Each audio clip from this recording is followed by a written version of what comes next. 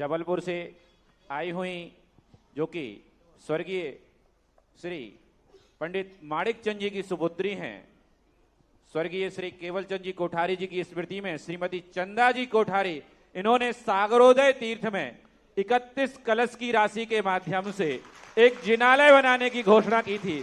और यह जो नाम आया था हमारे अमित जी शास्त्री जो जबलपुर है उनके मार्फत आया था।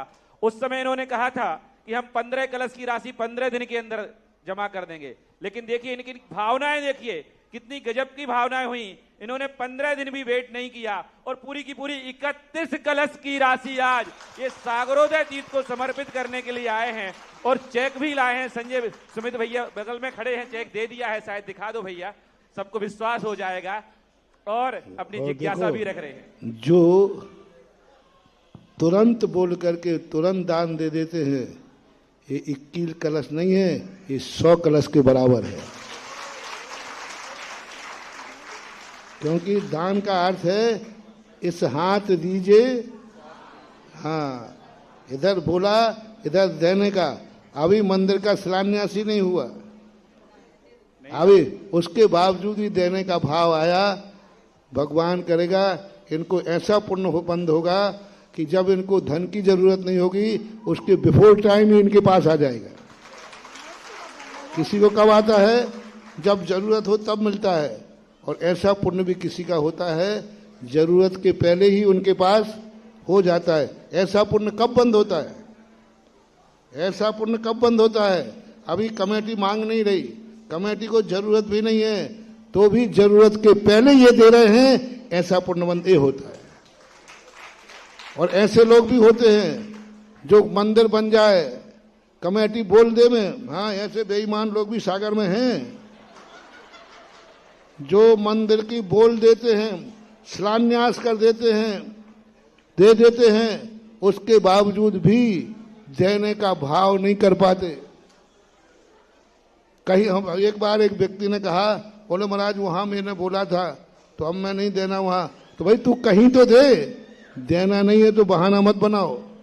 ऐसा दान फिर भी ट्रांसफर किया। जैसे कल डॉक्टर साहब ने अपना कहीं बोला था तो कल उन्होंने मोरा जी के लिए समर्पित कर दिया, इसमें कोई बाधा नहीं। मैंने ऐसे सागर में लोग हैं जिनकी घोषणाएं हैं, शिलान्यास किया, लेकिन वे दान देने से मुकर जाते हैं।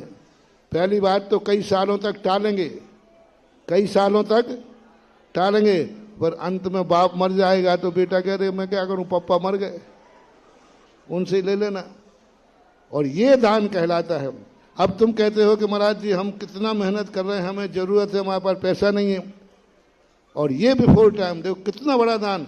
कमेटी ने 5 साल का समय दिया, कोई जल्दी करने की जरूरत नहीं है, लेकिन उन्होंने कहा नहीं मैं तो आज ही जमा करूंगा। और आज ही भाव है, ये 100 कलश से ज्यादा कीमत वाला चांद है।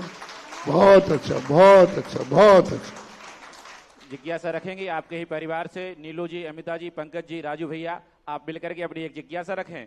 उससे पूर्व हम आपको बता दें कि श्रवण संस्कृति संस्थान द्वारा जो श्रवण संस्कृति सम्यक ज्ञान प्रतियोगिता आयोजित की जाती है, उसी तारतम्य में हम सभी स्नातकों ने गुरुवर के सामने जब भावनाएं रखी थी तो गुरुवर ने कहा था कि स्नातक परिषद को प्रथमान योग के ग्रंथों पर भी कोई प्रतियोगिता निकालनी चाहिए, क्योंकि वर्तमान समय में लोग बाग प्रथमान योग के ग्रंथ बहुत कम पढ़ रहे हैं। यही सोच करके हमारे जो अध्यक्ष थे स्नातक परिषद के श्रीमान सौरभ जी और हमारी पूरी समिति ने निर्णय लिया कि 2025 कुछ खास होगा, और उसमें तैयारियों में हमें कुछ समय लग गया। इसलिए प्रथमान योग के ग्रंथों पर आदि पुराण भाग 1, आदि पुराण भाग 2 और उत्तर पुराण, इन पर जितनी भी पूरे पृष्ठ हैं उनकी हमने काउंटिंग की। लगभग फरवरी से लेकर दिसंबर महीने तक 11 महीने में प्रत्येक महीने आपको 150 पेज का अध्ययन करना है। कितने पेज का?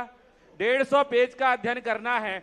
और उससे संबंधित 100 प्रश्न आपसे उस प्रतियोगिता के माध्यम से पूछे जाएंगे। उसका एक रजिस्ट्रेशन है जो कि आपको करना है, उसकी जो है रजिस्ट्रेशन का शुल्क भी रखा गया है। लेकिन आप सम्यक ज्ञान प्रतियोगिता के साथ यदि उसका रजिस्ट्रेशन करते हैं तो उस पर 75% डिस्काउंट है और आप मात्र 100 रुपए की राशि के माध्यम से उसको आप रजिस्ट्रेशन कर सकते हैं और उसमें अपना सहभागिता दे सकते हैं। जिज्ञासा रखेंगी नीलू, अमिता, पंकज जी, राजू जी, और उसके बाद तैयार रहेंगे ऋषभ जी सिंघई बड़ा बाजार से। मेरे आराध्य भगवान परम पूज्य मुनि श्री सुधा सागर जी महाराज जी को बारंबार नमोस्तु नमोस्तु नमोस्तु। माता जी को बंदामी चुल्लक जी को इच्छामी इच्छामी इच्छामी। सर्वप्रथम तो मुनिश्री आज बहुत ही प्रफुल्लित माने हमारे दादा श्री पंडित माणिक चंद जी, जो इस संस्था में लंबे समय तक उन्होंने अपनी सेवाएं दी, प्राचार्य रहे हैं। आज उनकी आत्मा जहां भी होगी निश्चित रूप से बहुत प्रफुल्लित होगी कि ये सौभाग्य हमारे परिवार को मिला हमारी बुआ जी के माध्यम से। और सबसे बड़ी खुशी तो होगी महाराज जी आपके आशीर्वाद से गणेश वर्णी भवन मोरा जी का जो पुण्योत्थान हो रहा है, जो कायकल्प बदल रही, उसके लिए निश्चिंत ही उनकी आत्मा तो सबसे ज्यादा खुशी होगी।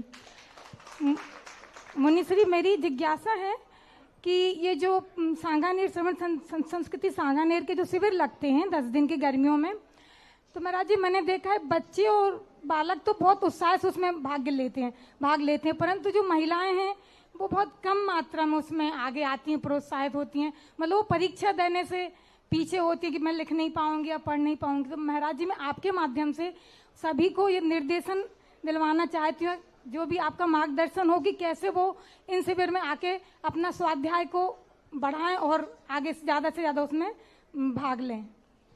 नमोस्तु महाराज जी, नमोस्तु। ज्ञान करने की कोई उम्र नहीं होती, ज्ञान करने की कोई उम्र नहीं होती।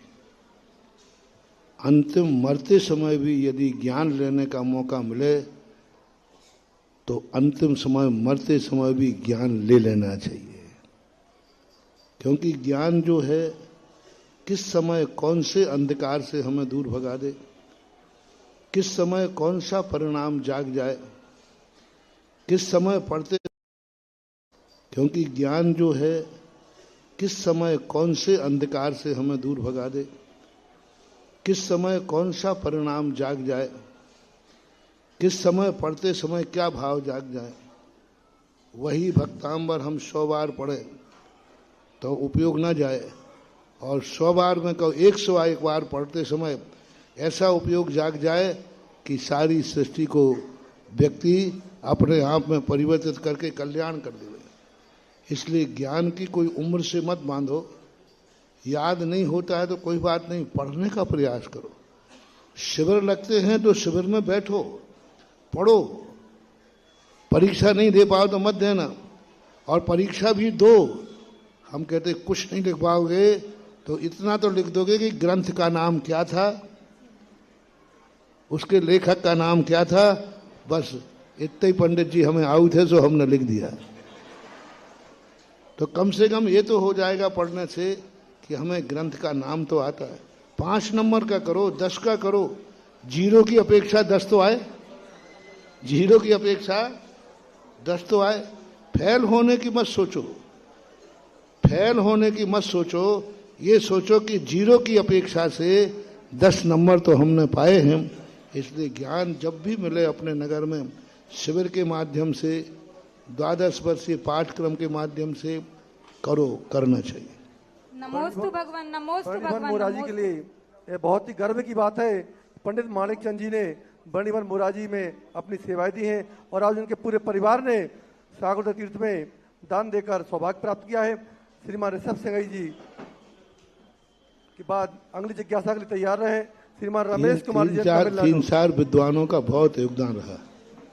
पंडित दयाचंद जी, पंडित पन्नालाल जी, पंडित दयाचंद जी थे, दयाचंद जी उनकी बेटी है ना, और पंडित माणिक चंद जी, माणिक चंद जी वही ना छोदनबाई मंदिर के आसपास। हाँ मालूम है, सब मालूम है।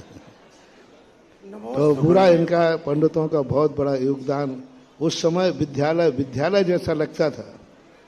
उस समय इन पंडितों की गरिमा थी। जहाँ से लोग निकलते थे तो लोग एक पंडित की दृष्टि से आदर करते थे, क्योंकि ज्ञान के साथ साथ इनके पास आचार भी था। और सोचते इनका अलग ढंग का, मैं हमेशा कहता हूँ विद्वान का ऐसा भेष हो, ऐसा आचरण हो कि जब जहाँ से निकलो तो लोग कहें पंडित जी आ रहे। कुछ अलग छाप होना चाहिए, और पहले के पंडितों में थी ऐसा।